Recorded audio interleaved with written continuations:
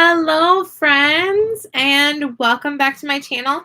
My name is Teacher Evelyn Joy. This is going to be a short live today. This is the after party for my friend Kim. So if you haven't checked out Kim T on YouTube, check her out. Teacher Kim T, I think it is. And she just had a live and she shared a sweet little video, well, a sound bite of her student wishing her Merry Christmas. And we had a short and sweet live with her. I wanted to share some helpful props with you guys. I'm going to give credit where credit is due. These are props that I learned about from other teachers on YouTube. So I want to shout out their channels, and we're going to look at the props that they suggested. And here it is. Check out Amanda Panda Teacher. She only has like 9 videos, like 60 something subscribers. Subscribe to her. She has some really helpful tips. I don't know about her hips, but her tips are helpful. She has a prop I'm going to show you about conjugating verbs. So my topic today is just a few handmade props that you can make either on your computer, or I made it by hand to save printer ink, to help with those complex and sometimes challenging concepts to teach. And then the other one is teacher Morgan Brown. She has a neat prop for teaching some difficult irregular plural rules. So I want you to subscribe to them, check out their videos as well. And then also I'm going to be sharing with you a prop that I have a video about it from way back when, maybe 2 years ago, that when I took a workshop.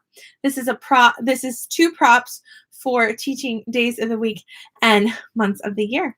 So let's get started. Okay, Dani said, how am I feeling today? So real quick update for you guys about my pregnancy, and then we're going to get onto the other thing. Yesterday I went to the doctor. They checked my blood pressure. It was high normal, and then they had me lay on my side, and it was a really good number when they did that. They decided to go ahead and give me the steroid shot just in case baby were to come early.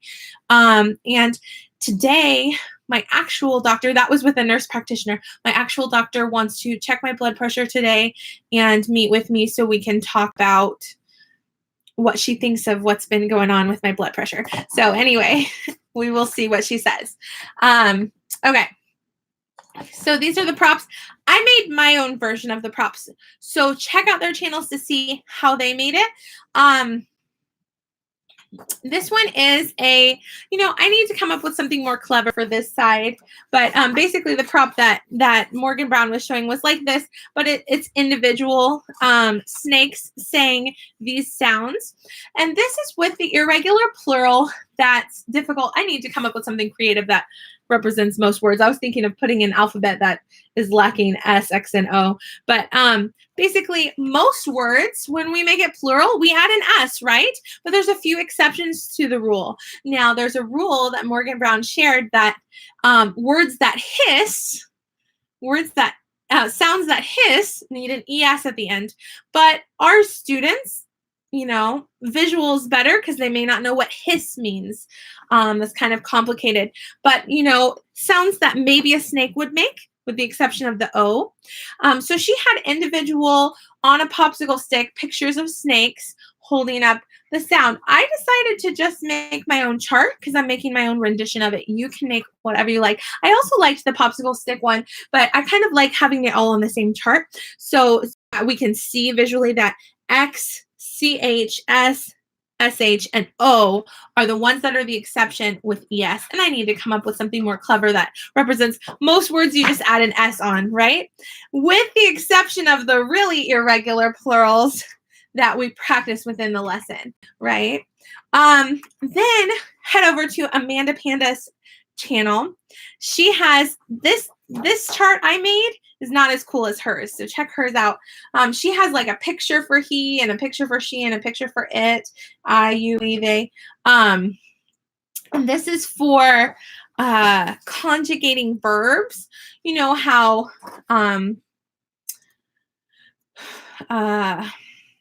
when we conjugate verbs, when it's I, you, we, or they, it doesn't have an S.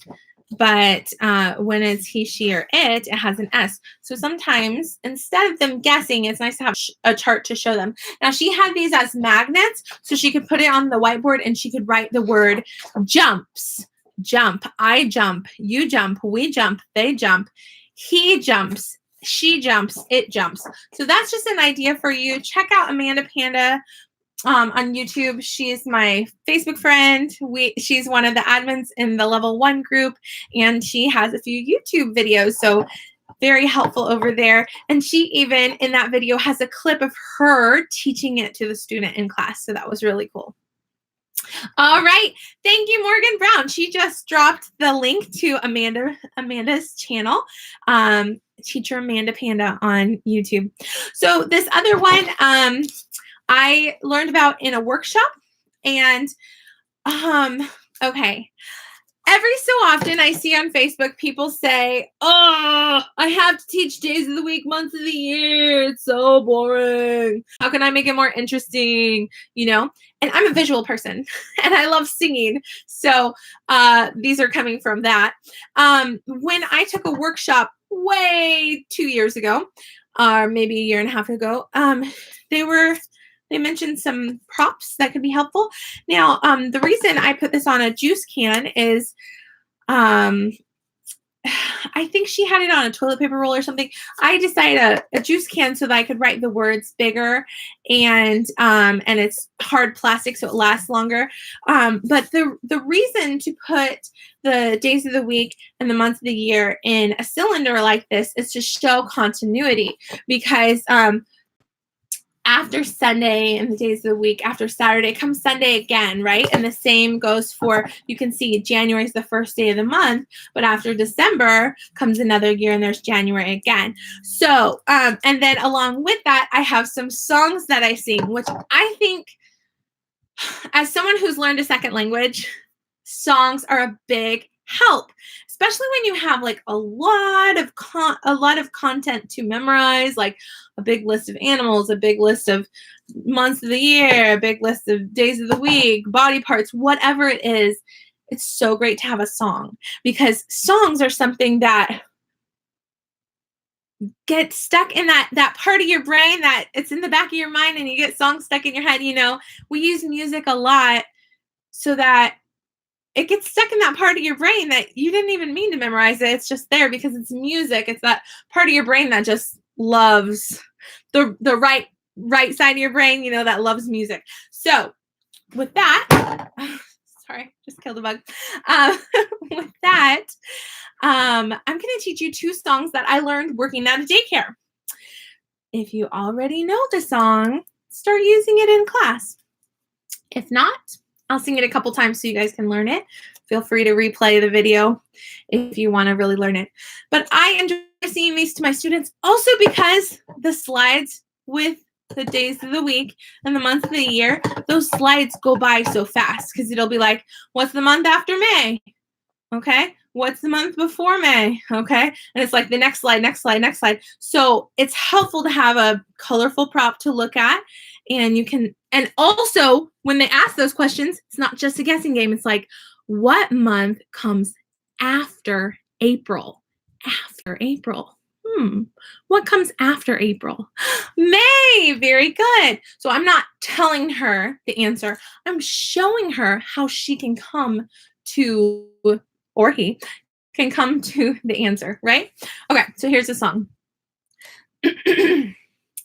January, February, March, April, May, June, July, and August, September, October, November, December. These are the months of the year. January, February, March, April, May, June, July, and August, September, October, November, December. These are the months of the year. So whenever I feel like the lesson's getting boring or monotonous, I'll sing the song. When we sing the beginning song that is inevitably not as cool as my song, we read that little poem weird thing, and then I sing my song. I don't expect my students to sing it, but I'm singing it to them, and if they choose to try to sing along, they get a gold trophy. All right. This one's the days of the week. Sunday, Monday, Tuesday, Wednesday, Thursday, Friday, Saturday. Sunday, Monday, Tuesday, Wednesday, Thursday, Friday, Saturday. There are 7 days, there are 7 days, there are 7 days in the week. Sunday, Monday, Tuesday, Wednesday, Thursday, Friday, Saturday. And again, we can use this when talking about what day is it today? It's Tuesday. What day comes after Tuesday? Wednesday? Good job. So instead of me just giving them the answers, I'm showing them how they can solve the issue, solve the answer, start to memorize it. I'm going to sing it one more time because I know you guys just want to hear it again so you can get it in that part of your right brain that you remember it from when you're teaching it, right? Again, with learning languages or anything you have to learn, I'm such a bad test taker. I'm such a bad memorizer. But things like music get in a different part of your brain that you don't even intentionally memorize it. It's like when you're listening to the radio and then one day you're singing along because it's stuck in your head in that special whatever cortex of your brain keeps all the music. So also studying in college, if you can come up with a song or an acronym for it, very helpful for me because I'm terrible test taker, terrible at memorizing things, but somehow I learned a second language. So listen to music. January, February, March, April, May, June, July, and August, September, October, November, December. These are the months of the year. Sunday, Monday, Tuesday, Wednesday, Thursday, Friday, Saturday. Sunday, Monday, Tuesday, Wednesday, Thursday, Friday, Saturday. There are 7 days, there are 7 days, there are 7 days in the week. Sunday, Monday, Tuesday, Wednesday, Thursday, Friday, Saturday. So this is a way to make those boring, monotonous classes a little bit more interactive, a little bit more fun, a little bit easier to grasp the concept, right? So for those of you who are just now joining us, who weren't here at the beginning of the class, I want to shout out 2 teachers, channels that you should subscribe to, Amanda Panda Teacher and teacher Morgan Brown SWM. And I'm going to show their props again that they have on their channels that I took the idea from them, so no credit to me. These I saw in a workshop, so actually all of these prop ideas are not coming from me. It's coming from other teachers. That's why I'm on YouTube, because I have received helpful ideas from other teachers on YouTube or in workshops or on Facebook, and I just share the ideas again to you guys so that you can use them. So the first one is from teacher Amanda Panda, and it's about conjugating. And she has it real neat with a picture next to it. I'll probably draw a picture next to it to show he, she, it, you, I, you, we, they. And then she has this as a magnet that she can put it on her board so she can write the word over here. So I just roughly made my own version. But he jumps. She jumps. It jumps. I jump. You jump. We jump, they jump. So this is a chart that's visual for the kids to look at so they're not just randomly guessing, and sometimes they get it right, sometimes they get it wrong, but they're not grasping the concept and remembering why or have a visualization as to why there's an S or when there's not an S. And the other one is from teacher Morgan Brown. She had these snakes on popsicle sticks because her daughter, who she homeschools and goes to classical school 2 days a week, her daughter learned this simple concept that the words that hiss are the words that get an ES. So it's an irregular plural word rule. It's a plural rule that most of the words end in S, right? With the exception of the really irregular ones that we go over in the lesson that are individualized, right? But words that end in X, CH, S, SH, or O all have an ES. So Morgan Brown said that her daughter has it memorized that the words that hiss, like ks, ch, s, sh, Those are all sounds that kind of sound like a snake, right? Words that hiss are the words that get the ES. So again, so the students aren't just randomly guessing and sometimes getting it right, sometimes not. They're actually grasping the concept, actually learning it. But I decided instead of the popsicle sticks, which I really like the popsicle sticks, I wanted to have it all on a chart so they could see the ones. And then I need to come up with some sort of alphabet picture or something that represents that most of the words and then just S, right? So those are just some simple props and simple songs that can help you guys to help your students to grasp those concepts that maybe are a little bit more abstract and make it more visual or make it more musical so that it can help them to actually put it in their brain, not just get through the lesson guessing, right? So anyway, it's a short live. I haven't written my feedback yet. I just was inspired to share some of those tips and props with you guys, and you can make your own. I chose to make mine with marker and what's it called? The thicker paper, the cardstock. Marker and cardstock. You can make yours into popsicle sticks. You can print yours off. You can make it on the computer. You can make it into magnets like Amanda Panda did. You can do it however you want, but this is just an idea of how to make that concept visual. I'm very much a visual learner and musical learner, audio. So I do that for my students too, because I know those are ways that can help them to grasp those abstract concepts. All right. Thanks, guys. Super short live. Got to go write my feedback. Have a great day. I love you. Mwah. Bye-bye. Thank you.